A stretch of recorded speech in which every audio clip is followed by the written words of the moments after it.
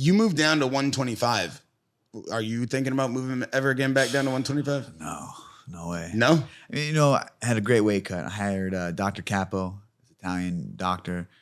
Phenomenal. We worked like 6 months to get down. Weight cut was great.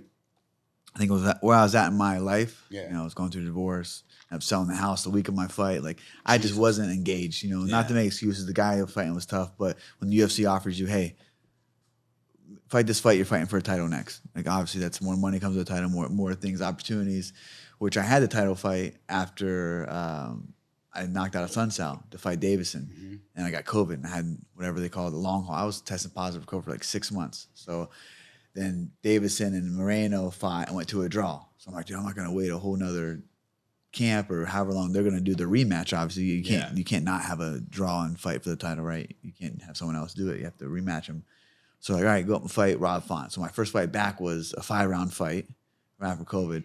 Dude, I'm telling you what, after that first round, I felt horrible. I was like, dude, have this guy just knock me the fuck out. Like, he was hitting me with everything, bro. Like, I was like, bro, just please put my legs, I couldn't, like, it was, and I had that damn Whoop strap on, and I was heavy because I was cycling a lot, you know, road cycling, so I got into that. So I was going down to 25. Yeah. So I was in that process of going down, but then I'm like, all right, I went back up. So, man, I think I weighed in at like 143 for that fight with Font. Wow. 5-round fight. So I'm like, so then I went down to 25. I weighed 155 for my fight. And I felt so sluggish and slow. Like, I remember warming up in the back with Coach Henry. And in my mind, I'm like, I'm getting fucked up this fight.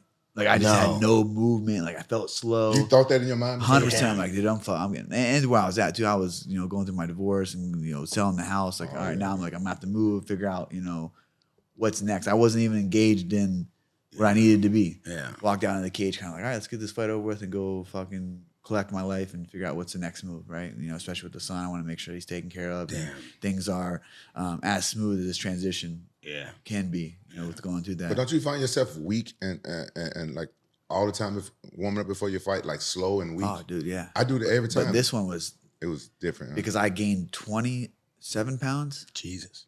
I was 12 or 13 pounds heavier than I was at bantamweight at 25. Oh, yeah. I mean, it was crazy.